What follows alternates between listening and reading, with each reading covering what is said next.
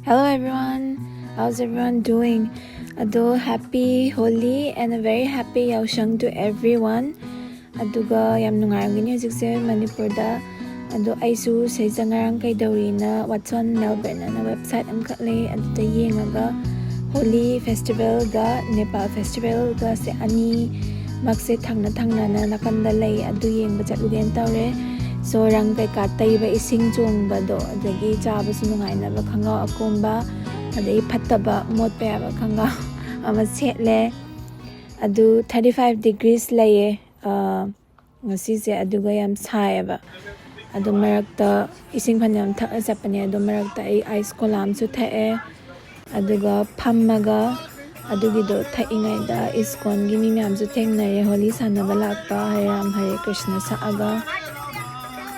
mayam se rang pura tayraga laise sidagi khitang chatlaga Holi festival do layeba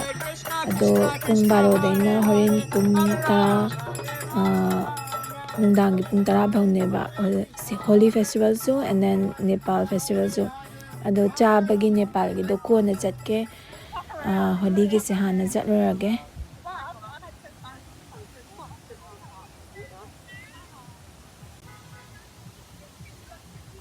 siam tina sai kana melt tau do male manin ga kaw do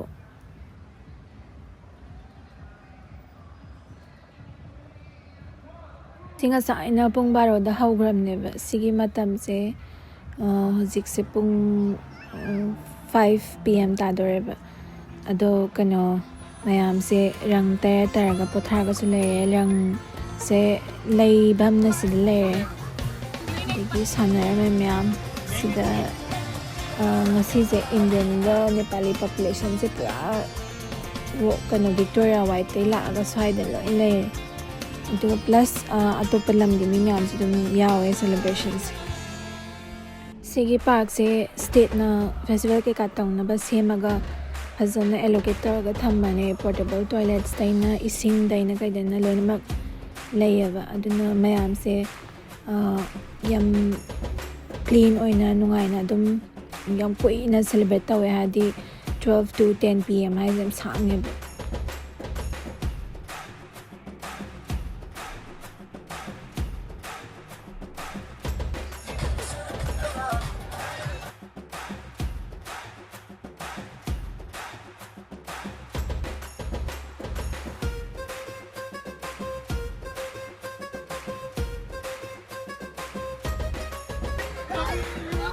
It smells so good.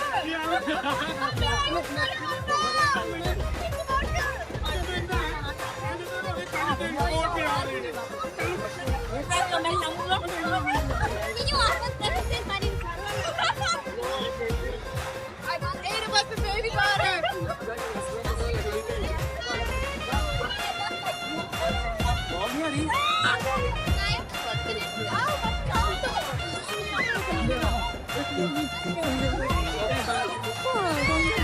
there is the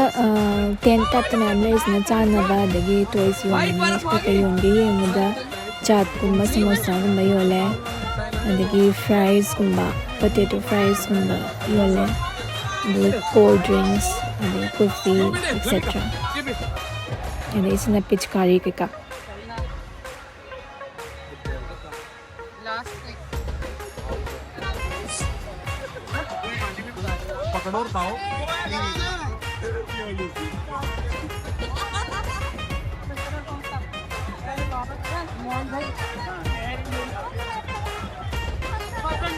si ai side on the thola avaneba side tame am khaido tawe ba crowd control gi adu mi se thengjala ga sum yam sale khara ingdarak pasai jalon thokna ra izana sum khya ma sum to khanare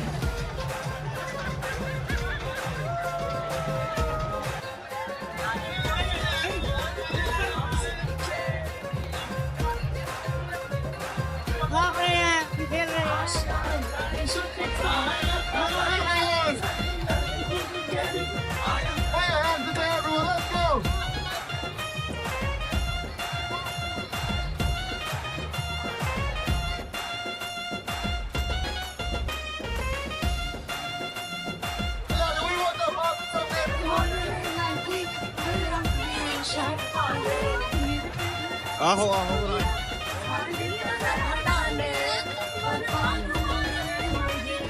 पर लगाती ना तो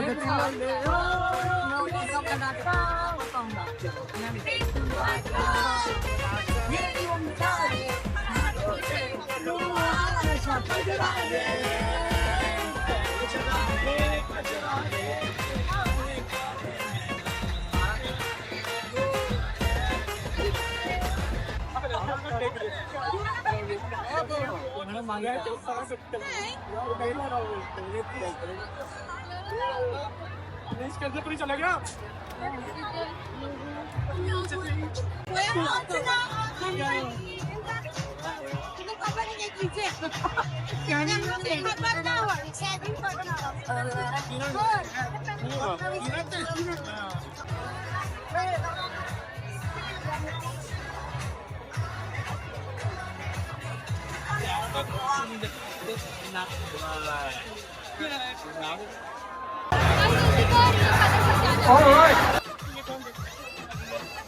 mi am sum sin khale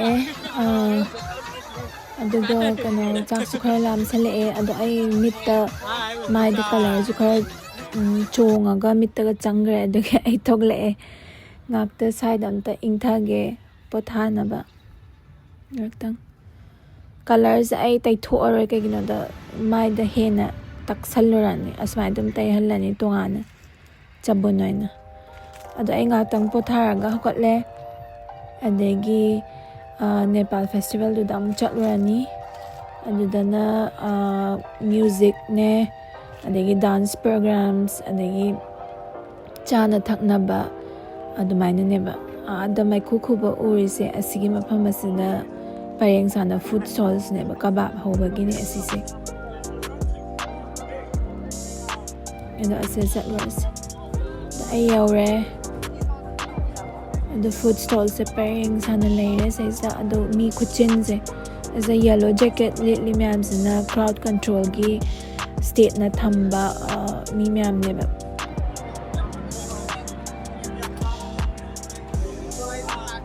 chille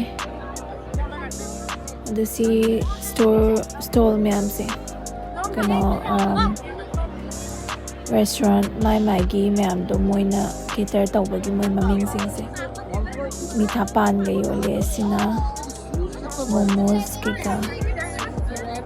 aise matang sum chatli kai ja sige na yini sile kebabs to yam thikna sai sige na pham sige pra vapor ga thokai da tawo mathu gi mathak ta ga mirage type ta ga thoku andigi mayam je sum yeng banda matang sum yeng lakpada ad line khar sangom khat lai line sang baje lepadi wa ba do kano chap diam haram do male gorkha ge the toys khara yole adagi gorkha ge the line do ai lepaga adagi chana batauge mi myam zo adai yam chane mai plate to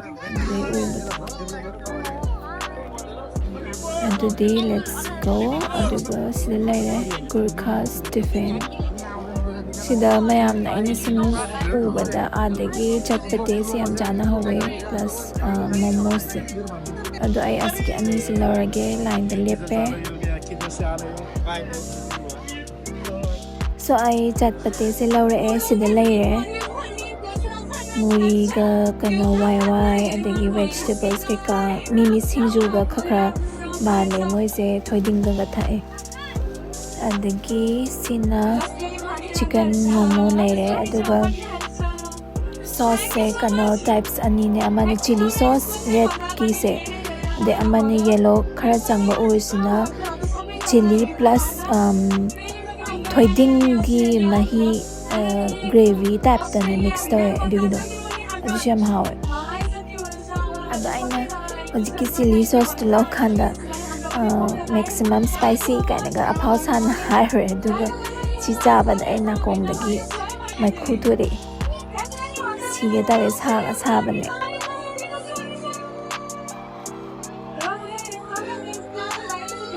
kumne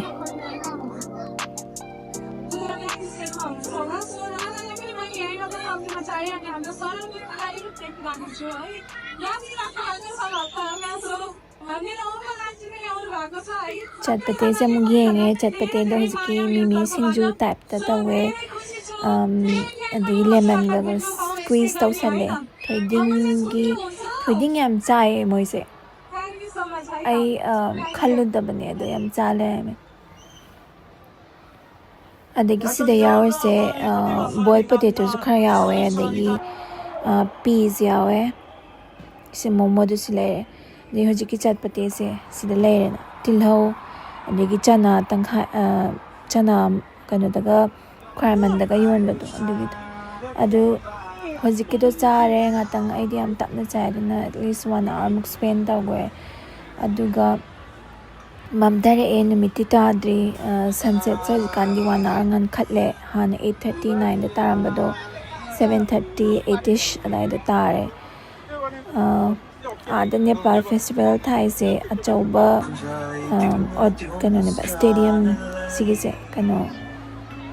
ꯃꯣꯏ music ꯀꯩꯀꯥꯁꯦ ꯄꯔꯐꯣꯔꯃꯦꯟꯁꯅ ꯇꯧꯋꯤ concert ꯇꯥꯏꯞꯇ ꯃꯌꯥꯝꯁꯦ ꯇꯥꯔꯤ ꯅꯦꯄꯥꯂꯤꯁꯤꯡꯁꯨ north ꯏꯁꯀꯤ ꯃꯤꯒꯤ ꯇꯥꯏꯞꯇ music festival ꯃ꯭ꯌꯨꯖꯤꯛꯁꯦ in general ꯌꯥꯝ ꯄꯥꯝꯕꯅꯦ ꯃꯣꯏꯁꯨ ꯒꯤꯇꯥꯔꯒ ꯌꯥꯝ ꯈꯣꯡꯒꯟꯕꯅꯦ ꯏꯁꯩꯒ ꯌꯥꯝ ꯁꯛꯀꯟꯕꯅꯦ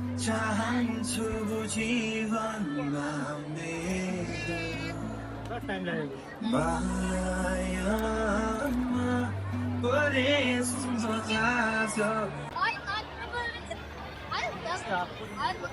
ꯑꯗꯒꯤ ꯑꯇꯣꯞꯄꯁꯨ ꯈꯔ ꯌꯦꯡꯉꯦ ꯑꯩ ꯑꯗꯒꯤ ꯑꯥꯏꯁ ꯀ꯭ꯔꯤꯝ ꯑꯃꯁꯨ ꯆꯥꯔꯦ ꯏꯪꯊꯅꯕ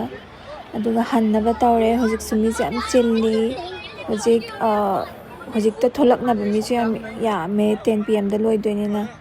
ꯑꯗꯣ ꯑꯩꯗꯤ ꯅꯨꯡꯊꯤꯟꯗꯒꯤ ꯁꯨꯝ ꯆꯠꯂꯤꯅꯤꯅ ꯋꯥꯔꯦ ꯌꯨꯝ ꯍꯜꯂꯅꯤ ꯁꯤꯗ ꯂꯩꯔꯦ ꯎꯆꯦꯛꯁꯨ ꯌꯨꯝꯗ ꯍꯟꯅꯔꯦ ꯁꯤꯅ ꯑꯦꯁ ꯑꯣꯜꯋꯦꯁ ꯑꯩꯅ ꯍꯥꯏꯕꯗꯣ ꯌꯥꯔꯥ ꯔꯤꯚꯔ ꯑꯗꯨꯗꯤ ꯉꯁꯤꯒꯤꯗꯤ ꯁ꯭ꯋꯥꯏꯗ ꯑꯗꯨꯝ ꯂꯣꯏꯁꯜꯂꯒꯦ ꯌꯥꯝꯗꯤ ꯁꯥꯡꯗ꯭ꯔꯦ ꯉꯁꯤ ꯉꯥꯏꯍꯥꯛꯇꯪ ꯁꯨꯝ ꯍꯣꯂꯤꯒꯤ ꯎꯠꯀꯦꯅ ꯇꯧꯖꯕꯅꯦ ꯑꯔꯣꯏꯕꯗ ꯑꯃꯨꯛ ꯍꯟꯅ ꯃꯌꯥꯝꯕꯨ ꯍꯦꯞꯄꯤ ꯍꯣꯂꯤ ꯑꯗꯨꯒ ꯍꯦꯞꯄꯤ ꯌꯥꯎꯁꯪ ꯋꯤꯁ ꯇꯧꯖꯔꯤ So I'll see you next time then. Thank you for watching. Bye.